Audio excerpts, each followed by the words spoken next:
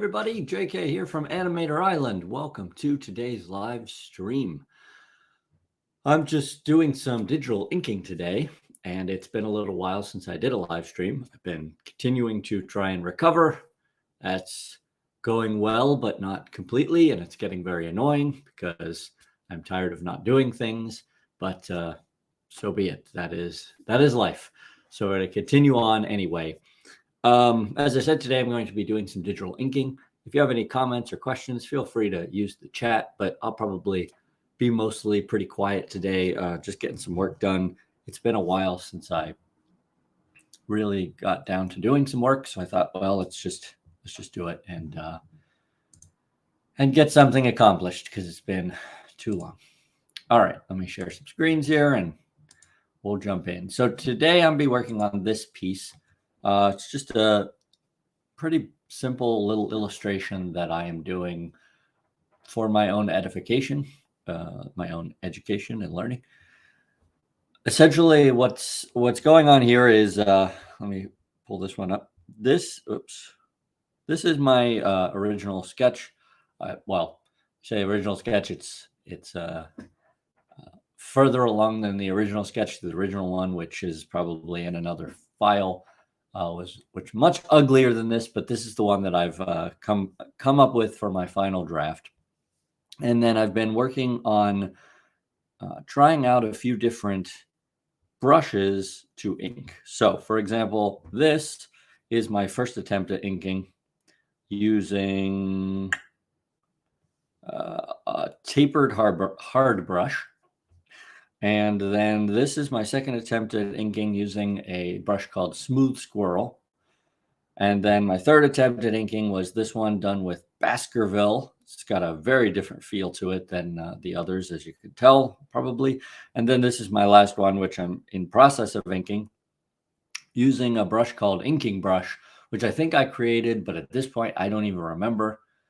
So what I learned from using this brush is that I don't really like it for inking, but I do like it for erasing. For some reason, it feels really nice to erase with this brush. So I changed the name of the brush to Ink Erasing Brush instead of just Inking Brush. And I think I'm going to use it going forward to do more erasing stuff than I am to do inking work. I don't know that, but that's kind of where I'm at right now. It's just got a really nice feel to it for erasing, but for inking, it drives me kind of crazy. I am, however, going to finish out my inking using this erasing brush.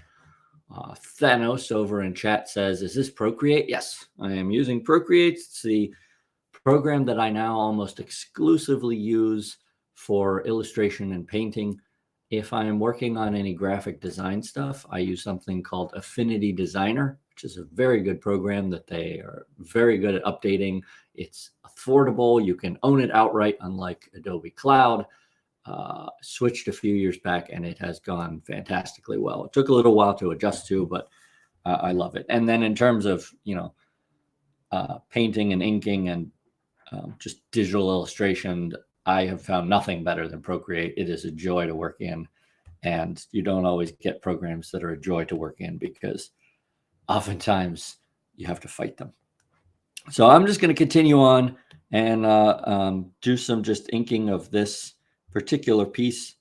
Like I said, if anybody has questions or comments, they're more than welcome to chime in the chat.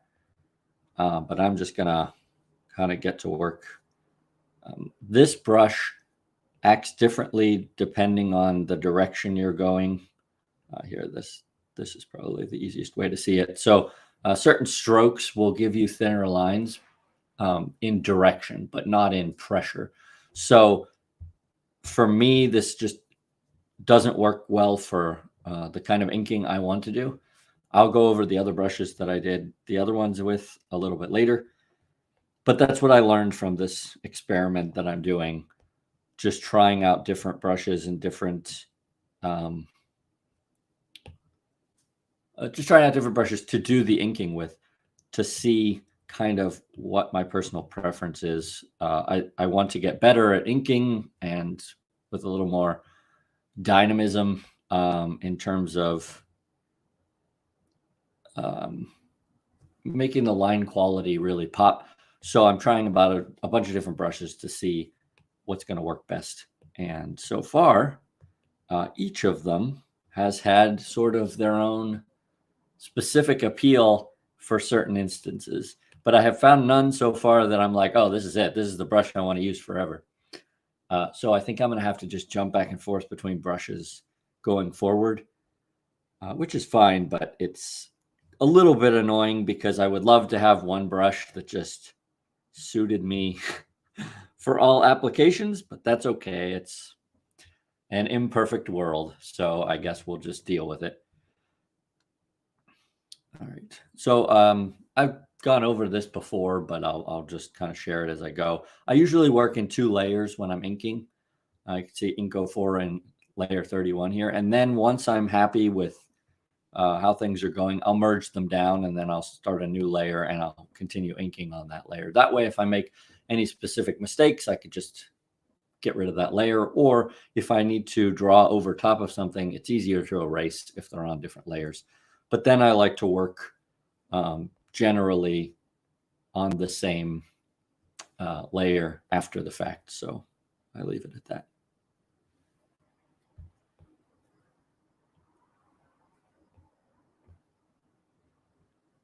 It also allows me to kind of move things around a bit. So like right here, I'm just kind of nudging things without messing up what's already on there. And then, as I said, I can go back and clean things up after that, which is very nice and very helpful. So I definitely recommend that style of working digitally. But everybody finds their own way and what works for them. So keep playing around and eventually you'll find what works for you, probably.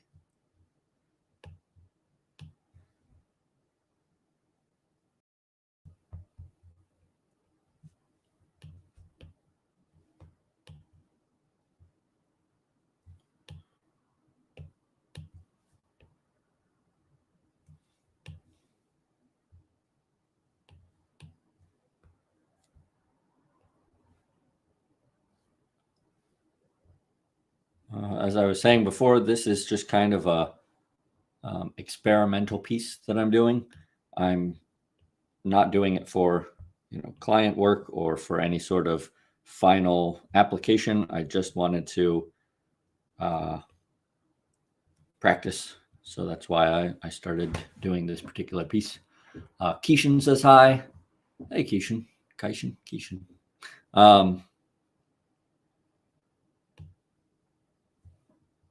I'm probably going to try and take whatever final inking I pick to a finished state, full color, really try and make it nice.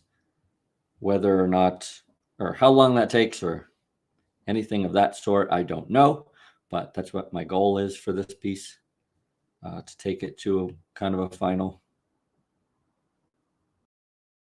Because if there's one thing I need most practice on, it's doing final pieces. I really, really love doing roughs. I love doing gesture drawing, and I need to practice the patience necessary for doing final drawings, because sometimes it takes dozens and dozens of hours to take a piece from a 10-minute rough drawing to something that you could put in a portfolio and would be all pretty and nice. So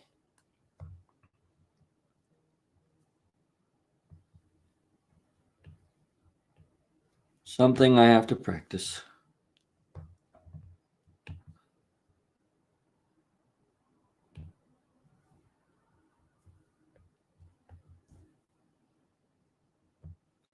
See, this is what's driving me crazy about this brush, because how the screen is oriented, it acts differently.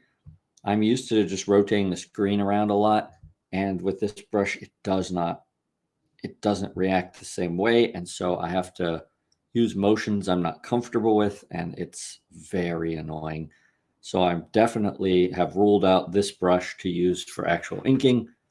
I'm not enjoying the experience at all, but because I'm trying to work on that patience stuff and all that other things, I'm going to stick with it and just force myself to finish this piece using this brush. But I am almost positive I am not going to keep this particular one. Keishan asks how I'm doing. Okay. Still got this issue that I've been having with inflammation in particular bits of male anatomy where you never want inflammation. It's just a thing and it happened and now I have to deal with it and it's very uncomfortable. But it's slowly, very, very slowly seeming to heal, I hope. Not as fast as I'd like it to because I really want to be done with this and go back out in the yard and play tennis and all kinds of other fun stuff. But right now, just have to deal with it and make it keep resting until I heal, because it's not going to go away unless I rest and heal.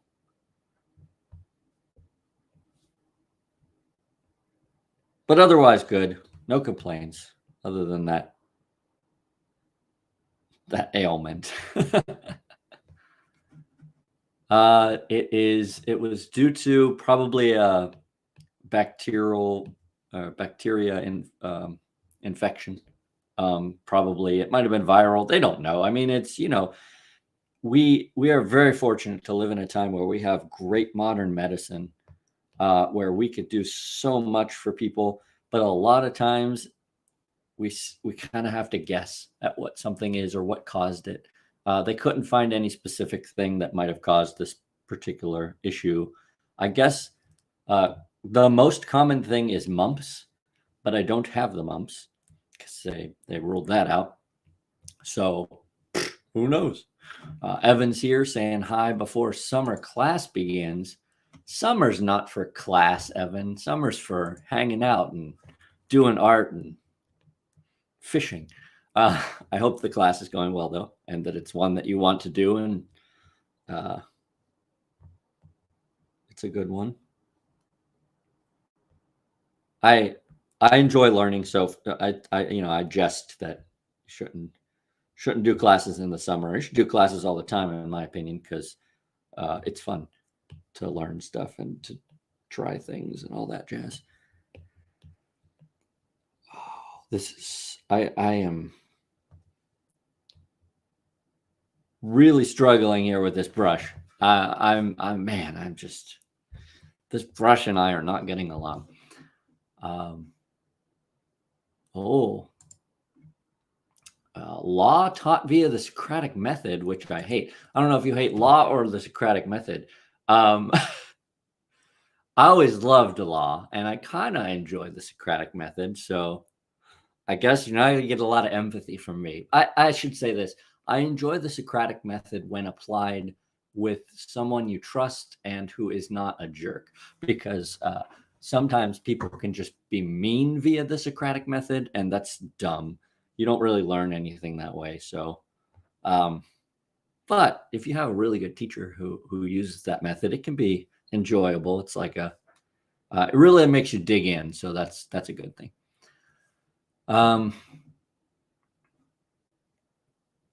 Keishan is offering some advice on problems, so appreciate that.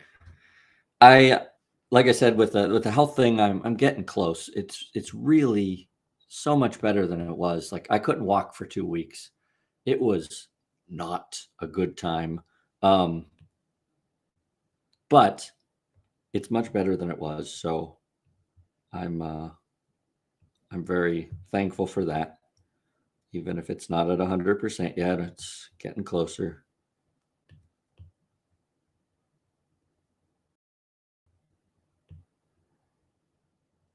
I will say one thing while I'm sitting here inking. I mentioned before, I really enjoy erasing with this brush. And so one thing that has really helped me just in using this brush and learning more about it and trying it out is that I'm erasing more, which is something that I've always wanted to bring into my own process, because oftentimes we'll just use the solid color and not treat the eraser like a tool in itself. So I don't know. It's just something interesting. Evan's talking about being indifferent to law and debating the law is weird. I agree. Law is a weird thing. I think one of the reasons I liked it, especially back in college, was it was like professional arguing, and I enjoyed that at that point. Now I'm like, I don't have time for that crap. But back then I just enjoyed arguing. So for me, it was just kind of a fun activity almost to practice law. Well, not practice law, but to kind of get into the whole debate via law thing. And how did I do this on the other ones? Sorry, I got distracted by the art. It's just kind of there. All right. Fair enough.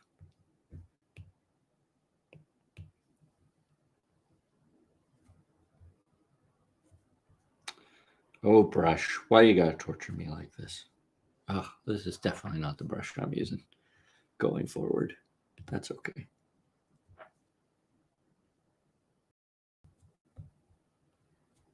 It has like it.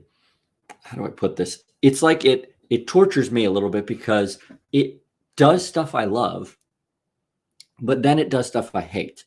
And so when it's working the way I want it to, this brush is great. I really like it.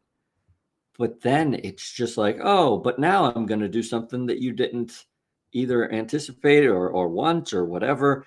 And it's going to be terrible. And then I get mad at the brush.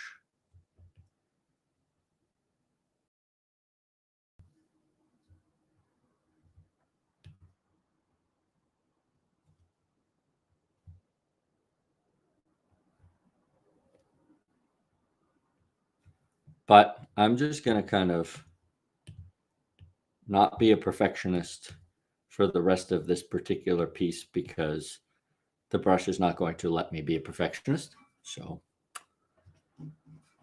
Gishin says, what would you do if it was not animation? I assume you mean for a career or what would I do with my day, things like that. I haven't actually professionally animated in a while. I used to dedicate a lot more time to animation itself, and I kind of moved on to general art and things like that. But like I said, back in my college days, I really did almost get into law.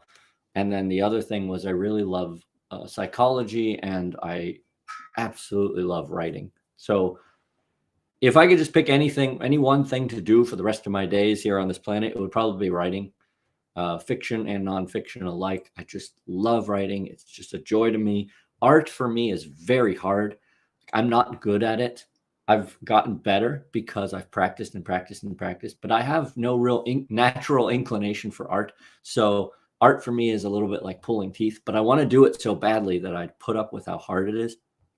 Whereas for me, writing, it's just easy. It's like you just start typing and words come out. I'll get up in the morning sometimes and I'll sit to write something that popped into my head, and then it'll be 5 hours later and I'll have 3,000 words in front of me, and it will feel like I just blinked.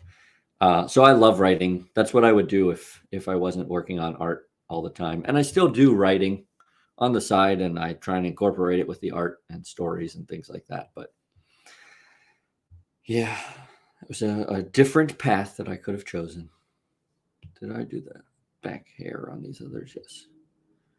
All right. So the good news is this part of the character design is just about done. And now I'm going to move on to this flowery background sort of stuff that I put as a border to the bottom. Oh, Hailey's here. Hey, Hailey. How's it going? And Evan says, deja vu, since my friend is interested in law but pursued art for their mental health and ingenuity. There you go. Someone close to my own heart, because that's pretty much the route that I took. I was like, this law stuff is very complicated. I will just go do something else. But it's still very interesting. I don't know that it saved me much in terms of mental health, because most careers are going to be challenging. And if it's not, you're going to be bored. So you want a little bit of a challenge. But regardless, I made my choice and I'm content with it. Plus, it lets me hang out with everybody here and do some art that way.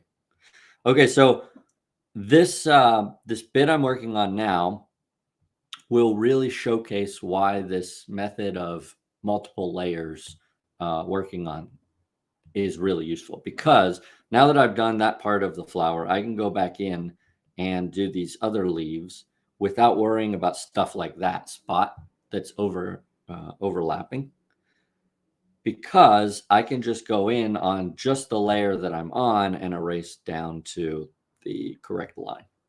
So it's really helpful in that regard to do that. And then again, I can go to my layer with the character and I can clean up these little bits of overlapping. Really, really helpful. Then when I'm happy with that, I just merge those two together and start another layer and we do the whole thing over again.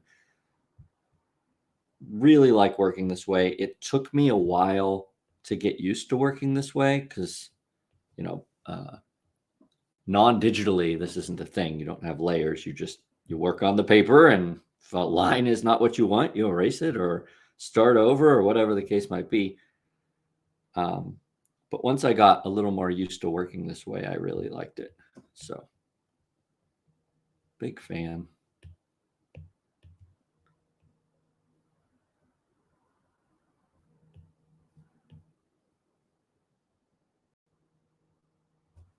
I would imagine that this bit should go easier than the character itself because I'm not as tense about it. Like, the character is the focus. So for me, it's much easier to do these background elements because you just kind of let go and do whatever. I mean, it doesn't have to be perfect because most people are hopefully going to be focused on the character. So if this part isn't perfect, it's no big deal. Shouldn't be a big deal anyway. Keishan asks, read Sherlock Holmes. I've read a bit of Sherlock Holmes, but I've not read a lot of Sherlock Holmes. I will say that I'm a big fan of consuming Sherlock Holmes in other formats, be it movie or TV show and stuff. I know it wasn't classic Sherlock Holmes, but there was a show called Elementary on for a while that I really enjoyed. I watched with my wife and we would just make an evening out of it. I thought that the acting was very well done. The show was very well written. It had its issues, as every TV show does, but I enjoyed it. So that was probably my favorite Sherlock Holmes experience. I found that the books, the original books anyway, maybe it's because of the style of language they use. I mean, it was written a while ago, but whatever the case might be, it's never quite hooked me. The original books. I love the stories, but the writing style was just, it wasn't what I was looking for whenever I read them. I should go back and read them again though, or some of them, because honestly, that was decades ago at this point, and I bet you my tastes will have improved since then, and maybe I'll like them a little better. Not that I don't have enough to read, because presently, I believe I have 46 books out from the library, which is dangerous. So I have a lot on the stack right now. Some of which have to go back. Since this is art related, I might as well, I have a book next to me here. Let me swap those real quick. I've been reading a series called Morpho, Anatomy for Artists by Michel Lauricella. I believe it's French, because I think the original is in French. At any rate, really, really, really solid artist. I mean, just like some of the stuff in here is just beautifully done. I mean, it's just really solid stuff. I feel like I might get more out of this by like doing studies from the images rather than the actual text. Text hasn't really done much for me. I mean, it's fine. It's just that it's There's nothing that I read in this that was just like, oh, that's a great insight I haven't heard before. But the drawing in it is just fantastic. Anyway, there's a whole series of these, which I have all of them out right now. But some people from the library are waiting to reserve them. So I have to return half of them, but I haven't finished reading them. That's okay. Hiley says, recently been rating the library's DVD and Switch game collection. Yes, that's another of my favorite things. I stupidly have out 4 Switch games right now, even though I'm playing Tears of the Kingdom, and I have no intention of stopping playing Tears of the Kingdom anytime soon. So that was really, really stupid of me to put a bunch more Switch games on reserve. I did it anyway, and now they're in. So like Splatoon 3 and Cozy Grove are just sitting there collecting dust because I'm playing too much Breath of the Wild, or not Breath of the Wild, Tears of the Kingdom. But the nice thing about our library, I don't know if it's yours too, it automatically will renew up to 6 times. So you can have stuff out for months if nobody's waiting for it. Now with stuff like Splatoon 3, somebody's waiting for it. So I'm going to have to return it next week anyway, probably unplayed.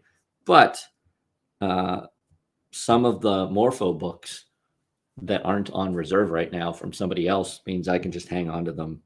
Although that's kind of dangerous when you think about it, because then you're like not super incentivized to go read them. You just let them sit there. It's dangerous because that's how you get 46 things out at once by not reading them when you should. But that's okay. I should pull all of the. Evan's got to go to class. Have a good one, Evan. Good luck with the law.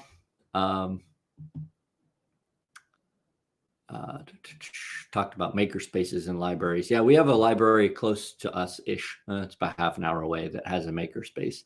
So that was really cool. I haven't really gotten to use it much, but it's there. And then Hiley mentions in the middle of a Splatfest too. I know, right? I'm taking it away from somebody else. I should really just return it tomorrow because I'm never going to get to it. It's just, let's be honest. Zelda is just too consuming.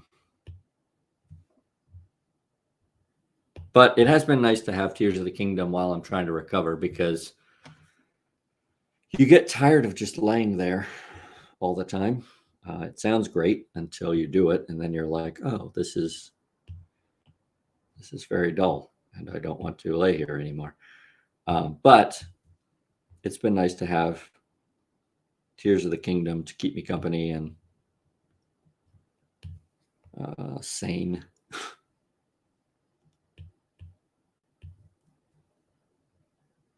I am playing it very differently, though. I don't know if anybody else is playing or knows much about it. At this point, I'm just wandering around and enjoying myself, and I'm not actually trying to quote unquote play the game. Like, if I make it to a place where the story happens, I'm like, oh, cool story. But otherwise, I just wander off into the mountains and find Koroks or whatever.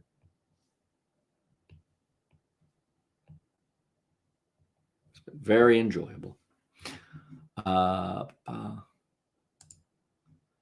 Heishan says, any suggestions for books for learning drawing as beginner and intermediate? Probably I'll start animating and digital art again from next year, so I want to hone my skills. Well, I can tell you that the difference between a beginner drawing book and an intermediate drawing book is very, very wide. So like Morpho here, I would put into intermediate/advanced. I don't think I would suggest anyone start with books like that. They're great, but I would not suggest it. I've brought this one up a lot of times, and it just lives here next to my desk, I guess, so I can bring it up 1,000 times. But this book called Movement and Form by Samantha Youssef is one of my absolute go-to suggestions for anyone who is starting out with drawing, specifically the human figure, which as animators we are usually doing. But I recommend it to the highest degree Samantha is one of my mentors, and I don't, push her book because I like her as a person, though I do. I push it because it is one of the best systems I've ever found, and most of my gesture drawing work and things like that is based on that method. It clicked in my head. She is an animator, so everything that she teaches applies to animation as well. It's great, super, super. It's my favorite. So that's the one that I recommend. First and foremost, there are some really good books on how to think about drawing while you're drawing, which I think is really useful for beginners. I think there's one called, forgive me if I'm mistaken, I think it's called Drawing on the Right Side of the Brain. And I want to say it's by Nancy Edwards, but I may be wrong.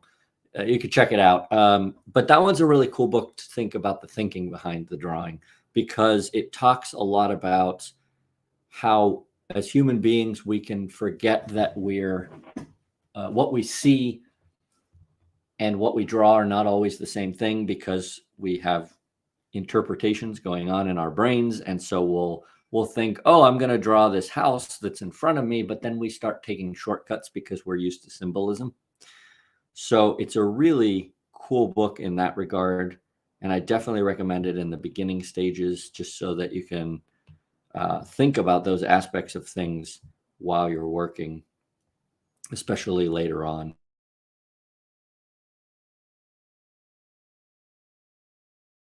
In terms of animation, of course, we have stuff like The Illusion of Life by the great Disney animators, and then you have things like Richard Williams, the animation Bible thing. Oh, come on, kiddo, what are you doing? What's it called? Animation Survival Kit, right? Animator Survival Kit. Man, it's like a Bible for animators, but so that's a really good one for animation stuff. Walt Stanchfield has a great book, or series of books, and they're, to be fair, they were put together after his death, but from handouts that he gave out at Disney. But it's called Drawn to Life. I really recommend those. I think that I would probably classify them as intermediate, to be honest. I don't think I'd put them at the beginner level, because you almost need a little bit of foundation before you dive into those, but they're very good. So I definitely recommend the Drawn to Life series. And then from there, honestly, and I know it's advice that nobody wants to hear, including myself, but so much of this is just about practice. You can read and read and read forever and a day, and until you just sit down and you really practice this stuff, it will not stick. It won't do for you what practice does. So you learn a little bit, and then you put it into practice, and you practice and you practice and you practice, and you learn a little bit more, and you put it into practice and you practice and you practice. That's what's going to get you there more than any amount of reading. But you don't want to practice the wrong thing, which is why the reading stuff is very helpful, because it teaches you to practice the right way. I spent many, many years practicing wrong ways, and some people will tell you there's no wrong way. I disagree. I think that there are ways that will harm you long term.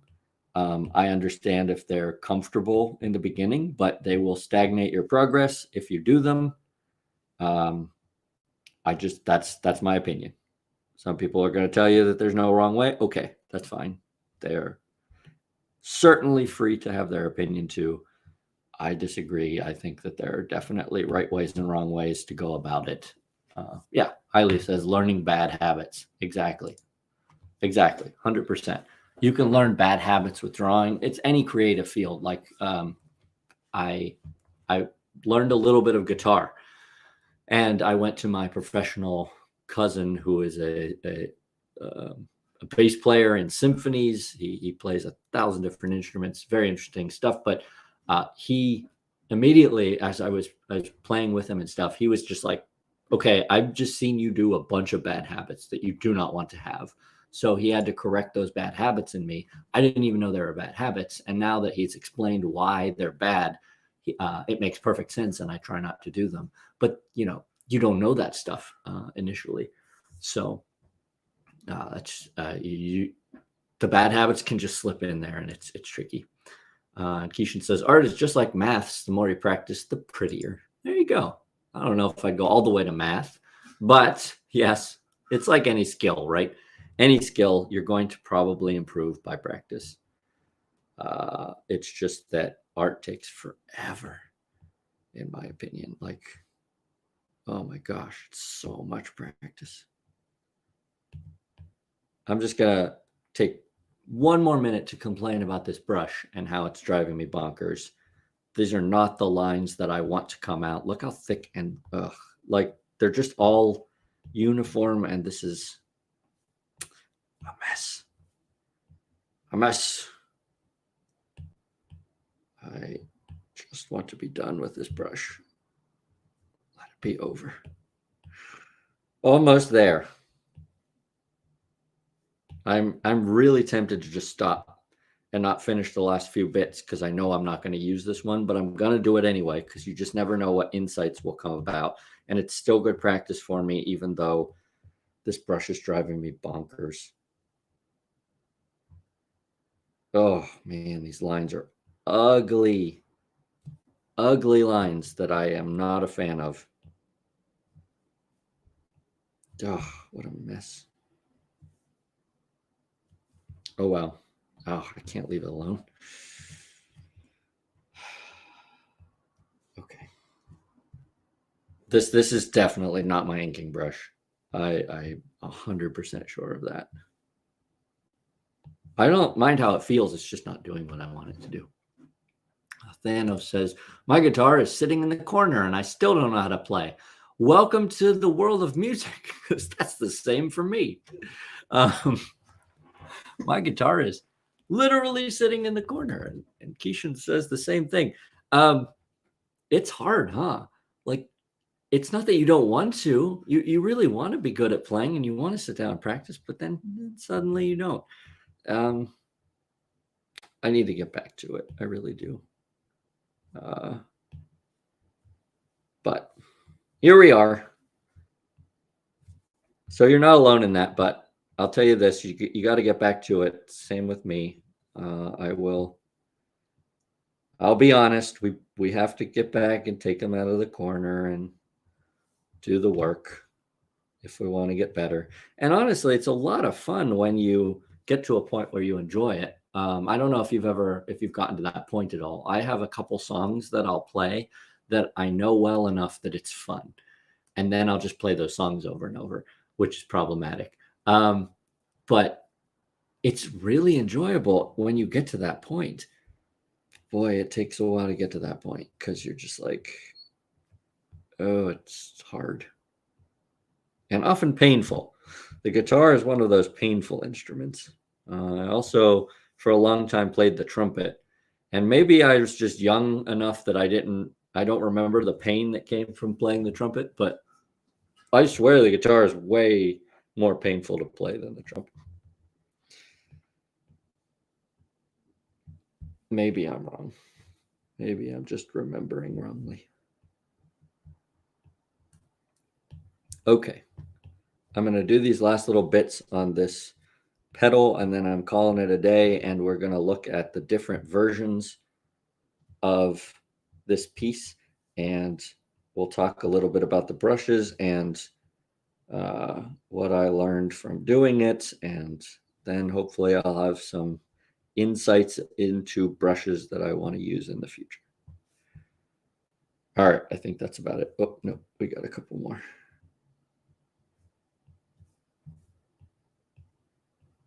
Just some little extra bits. Okay, I think that's good. I don't think I did like these extra lines on the other pieces, so we'll leave it alone. Is that everything? I think it's everything. All right, so I'm going to turn off that layer and we're going to go through them. Got a bunch of chats about music and trumpets being hard to blow to reach the high notes. Yeah, that's true. To get like high C's and stuff, You really had to push tight lips and really strong air. But I enjoyed my time with the trumpet, most of it, not all of it. Some of it was torture because I was in the marching band and we would have to play in either 100-degree weather or 30-degree weather. And I promise you that you've never experienced a certain level of torture until you've played a brass instrument in freezing temperatures with no gloves, because we didn't have I don't want to remember why we weren't allowed gloves. It's just what the band director said. That's no fun. I also once passed out once on the field while playing, but somehow managed to keep on my feet, but like my vision went totally blank. I got a lot of, you learn a lot being in band. Anyway, all right. Let me group these puppies together and call it Inkforth, the failure edition. All right, so we'll bring this over here, make it nice and big, and let's chat about stuff. So I started out, as I mentioned when I started, with this rough sketch. This is the final version of that sketch. I did a bunch before that. They weren't nearly as nice, but they got me to this point, and then I finished that one. So in my first inking attempt, I used this tapered hard brush, which is right here. And if I recall, I made this brush. Let's see. Nope, this is made by Ghost Paper. Never mind. I guess I made some other brush, but I used this Ghost Pepper brush to do this one for tapered hard brush. And the tapered hard brush is nice because, no, I don't want to. Let's just start a new layer. The tapered hard brush is nice because it's pressure sensitive. So I can get the same line in different directions. But then if I want a thicker line, I just push a little harder and you can get these nice tapered lines. And so it's really nice. One downside to this brush that I found after using the other brushes is it doesn't have any sort of smoothing applied to it. So if you zoom in here, you can see every last little jitter in my hand. It shows up. But that, I think, gives it a nice quality in a sense because it's very human. Like if I was just using a regular brush, this is more how it would react. It also makes me use longer strokes with my whole arm, which is a really good tip. Here's the tip of the day, right? The tip of the day is if you are drawing, whether it's digitally or on paper or whatever, you want to use as much of your arm as possible. Do not draw like this with your wrist unless you are doing very, very fine detail work and it's just tiny little things. Most of the time, you're going to be wanting to do strokes that come either from the shoulder or from the elbow. The bigger the motion you can get, the better. It's very hard at first. It will be weird and uncomfortable because we're used to like writing this way with our wrists. But when drawing, if you want nice lines, you want to use your whole arm and your whole body, if possible. And Thano says, my hand is bubbly. I use stabilizer for clean lines. Yeah, that's one of the nice things about digital. Now we have the ability to use some tools that help us to clean up lines. But I don't know. There's something to be said for that imperfection in art. At any rate, so with this tapered hard brush, which let me clear that layer. With this tapered hard brush, I was able to get some nice variety of weight of line. So I really kind of like this. Now, at the same time, I'm not sure it was my favorite to use. As I said earlier, there were certain aspects I like of each one, and that's the problem. Like there's no one brush that's doing everything that I want it to do the way I want it to do it. But I would use this brush again to ink with, especially if I had time. This one took the longest because of that lack of stabilizer, with the lack of smoothness. Oh, thanks, Keishan. Says it's been almost an hour. Drink some water. Yeah, I stupidly forgot to bring my water in this room with me. Well, the good news is we're wrapping up in a little bit. I'm going to go over these different inkings, and then that's a good call. I'm going to make a beeline to the sink immediately because I definitely need more hydration. especially because it's like 90 degrees outside today.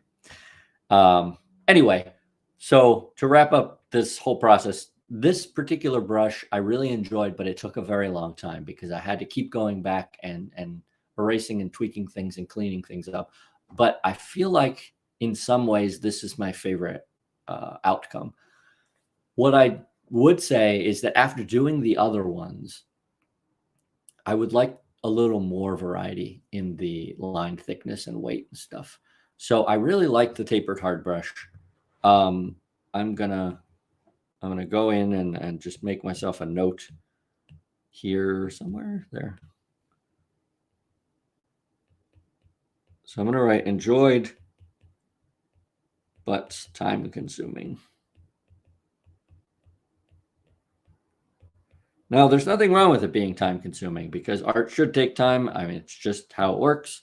But if I was ever trying to ink something relatively quickly, I probably would not choose this brush because it just takes a long time. All right, let's go to the next one. Next up, we have Smooth Squirrel. Smooth Squirrel, I believe, was the one that took me the least amount of time.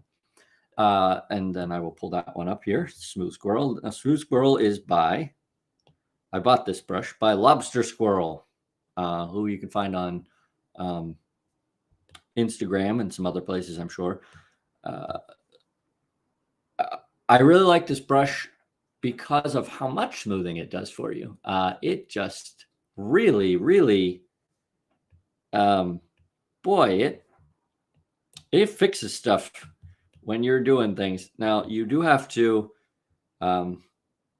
like, it really smooths stuff out for you. I would never be able to get this quality of line if I had just done that with the last brush. But at the same time, it will, you almost have to approach it completely differently because you can't do the same type of sketchy lines and inking and things with this brush. It will just be like, no, I'm not doing that. I'm going to make it better. And you're like, no, I don't want it to be the way you think is better. So this brush, in a sense, almost smooths a little too much at times, which is one of the reasons I like the last brush a little bit more, because I just felt like it was definitely my line that came out at the end, whereas this is my line, but fixed a little via the magic of technology. So I don't dislike this brush. And to be honest, if I'm doing more graphic things that I want the lines to be super crisp and super almost perfect, I will use this brush most of the time. All of the creatures for the upcoming game Cardfire that I've been doing are done using this brush, set much larger, and I enjoy it. It's an enjoyable brush to use. So it's very hard to write with and things like that. So I'm going to make myself my note here. We'll give it a check, and then I'll write fast. See, like that A. I have to go slower with this brush if I'm trying to write fast, but I'm going to write too perfect.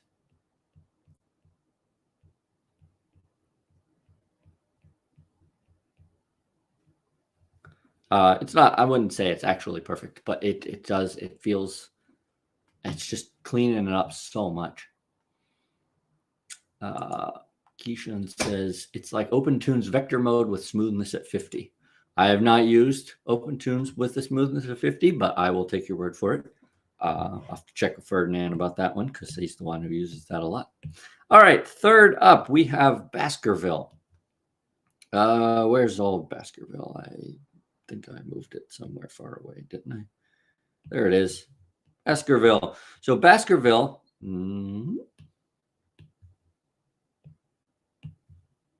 okay. Baskerville has the smoothing capabilities of, and maybe even more so, of Smooth Squirrel, but it has a lot more potential for pressure. So the variation of line is much heavier with Baskerville. It took me the most time, I think, to get used to this brush of all the ones that I used, because this one just, it almost has a mind of its own, but I don't dislike it. I really like how you can get such a big variety of line weight out of this brush. It's really nice in that regard. It was also faster than the others, well, than the first one at least, because it does do some of that smoothing for you. So it helps.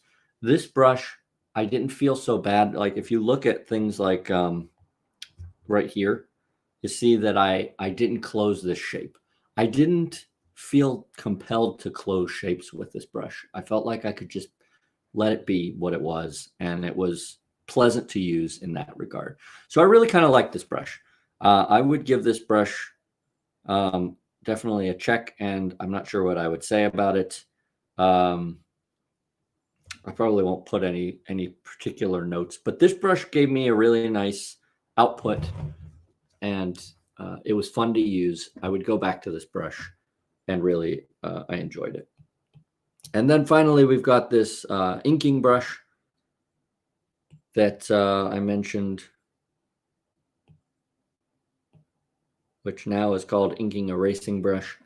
I hated this brush to ink with. I will never use this brush to ink with again. If I can help it.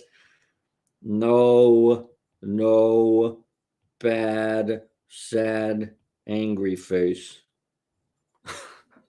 Like, it was terrible. I did not enjoy this, but again, what I learned was I really enjoy this brush for erasing, which is why I changed the name of it to Ink Erasing Brush, because I may end up going in and using things like Baskerville for my main inking, and then I'll go back in, or I'll set my eraser to be this ink erasing brush, and I think that might be a really nice blend of both.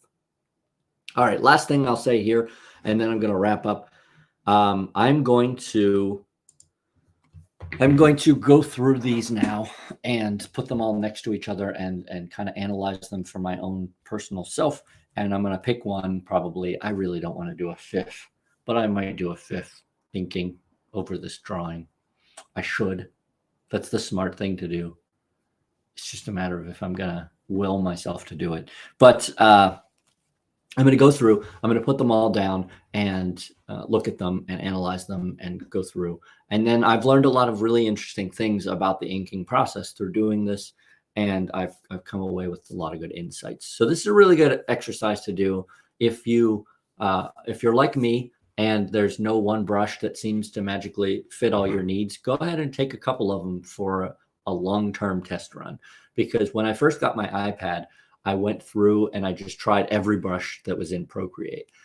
But I only gave them like 30 seconds, not even 30 seconds. I gave them like 10 to 15 seconds just trying.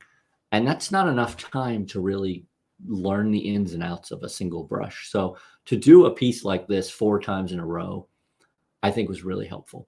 And I definitely recommend it.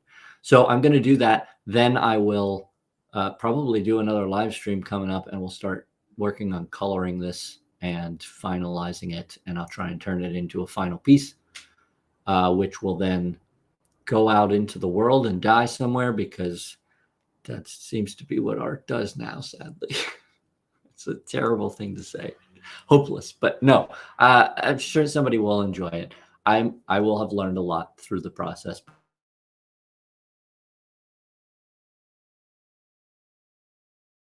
So I'm not sure that this particular piece is ever going to hang on anybody's wall, but I'll at least finish it, and it'll be another step forward towards whatever comes next. Thanks for hanging out with me, everybody. I appreciate all the thoughts and